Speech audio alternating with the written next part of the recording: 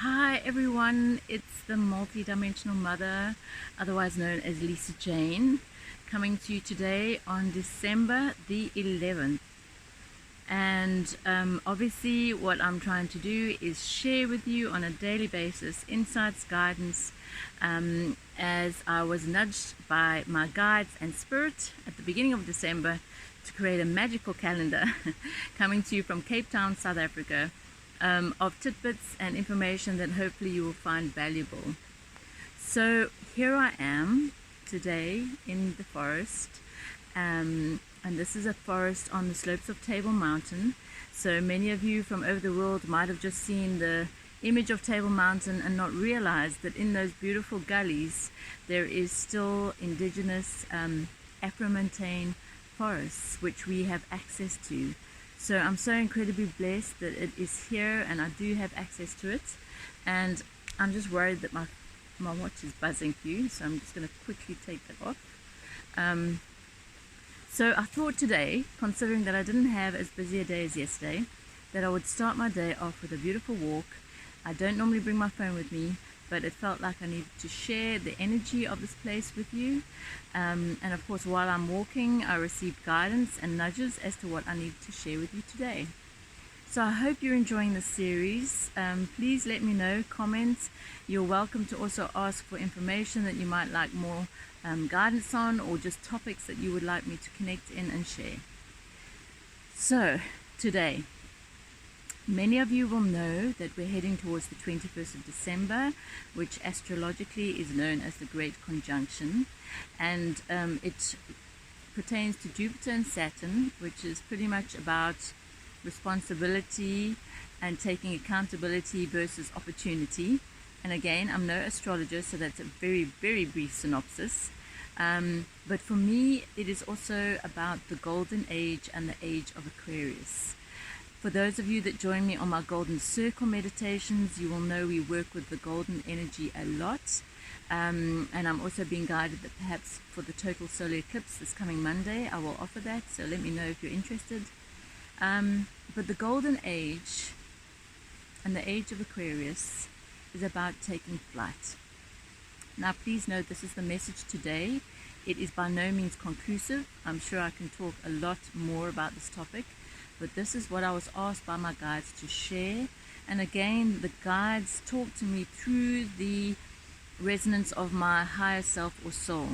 And maybe that's something also you should know, is that, often there is guidance from all over the place, and we hear these voices and information, and we need to show discernment in terms of what it is we listen to and act on. So for me, I set the intention that guidance and my guide's voice, any other voices, always comes through the channel of my soul, because I know that my soul always has my interests at heart, and holds the highest intention for my own good. So my guidance is channeled through that place, through my physical vessel, and out through my voice. So what does it mean about the golden age, the age of Aquarius, and taking flight? Well, for these last few weeks, or days even, leading up to the 21st, I was asked to share with you the notion that there may be restrictions and constrictions that are keeping you from stepping into a more expanded state. In order to really connect in with our soul, and above that our cosmic soul, we need to be in an energetic state of expansion, and we need obviously to have as clear as possible mind and body, so that those vessels for the channel of the energy are as clear as possible. So during this year actually, and particularly during the past few months, there have been a lot of images for the clients I'm working with about undoing ties. So whether it's an image of a hot air balloon wanting to rise and I need to remove the heavy weights, or whether it's an image of someone running with a parachute ready to lift off, but there's entanglements in their rope so they can't get it up, or whether it's just, images of a bird trying to take flight, but the wings are sticky, or there's oil on the surface and they can't get out. All of it symbolically is pointing towards restrictions, constrictions, the ties that bind, that might be keeping you in a place from taking flight and from stepping into your highest potential. So of course the healing I offer and other healing modalities can assist you with that in letting go, particularly when it comes to some ancestral stuff that might be keeping you tied in, restricted. But a lot of the stuff that is really close to our physical body and our mind can be worked with by yourselves on an individual level. So the questions to ask are, if you are with someone and you feel restricted and tight, there are ties that bind there. If you are in a position at work where you feel constricted and suffocated and can't breathe, there are ties that bind there. And if you want to take flight into your highest potential or into a life where you feel peace and happiness, then you need to cut, undo, disentangle from the ties that are keeping you restricted. I'm not saying it's easy, it takes courage. But if there's anything you've also noticed, that with a lot of my videos, there's been a lot of bird noise, and for me, my bird is the falcon or eagle. And invariably when I come walk in this forest and I'm feeling a little bit like I need to release, I will hear the call of the hawk. So the bird energy taking flight is very much with us at the moment. So in your meditations, you might want to connect with bird imagery. You might want to do a stance or stand where you kind of put your arms behind your back. I know this sounds silly, but silly things are always brilliant. And just kind of push your feathers out, spread your wings, kind of push out your arms, and kind of really ask the question of your soul and your guides. Please show me what it is that is restricting me. It may well be yourself, right? And I know that's a hard one, but sometimes we're our own worst enemy. And by not taking responsibility for what it is we need to change, we might in that sense also be restricting ourselves. And so there is no turning back now. We are only moving forward.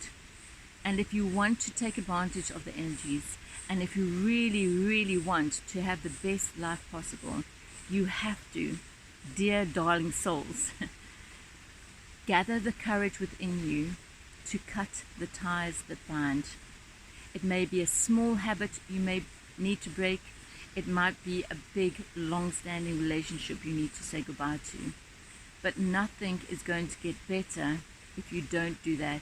You can try all your might to spread your wings, but if that leaden weight is still tying you down, you can't take advantage of the air energy that is coming, of the golden source goddess energy that is coming, to lift up your wings and take flight. And you might find that it's actually more effortless than you think, because those birds that soar to the highest heights, you look at them, especially the eels and the birds of prey, there is no effort there. Yes, their wings are made for that, but you're made for this. Your highest potential is to soar and take flight and really enjoy your best possible life. This is, of course, with the intention not to hurt or harm. It is always done with respect for other beings, but at the same time, sometimes your truth may not be what other people hear, and they may tell you they've been hurt by it, and you can have compassion for that. But don't let that stop you from living in your truth and moving forward. Because now is the time, golden special souls, to spread your wings, to expand your physical, mental, emotional bodies, to clear out, and to take opportunity of the beautiful new age and new energies that are coming through. So I hope I've offered some value with this message. I've enjoyed having you all here, because of course I might be here, but when I open up and engage in energy work, we are all standing in one big circle. So whoever is listening, wherever in the world, I welcome you into this golden circle.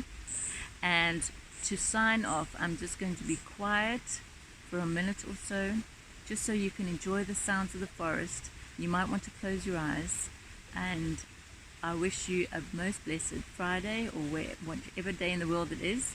And of course, I will be in touch tomorrow for another message from the guides, from Goddess Energy, from the forest, from the birds, from whoever comes through via the highest wisdom of my soul. So with blessings to you, take good care and have a beautiful, beautiful day.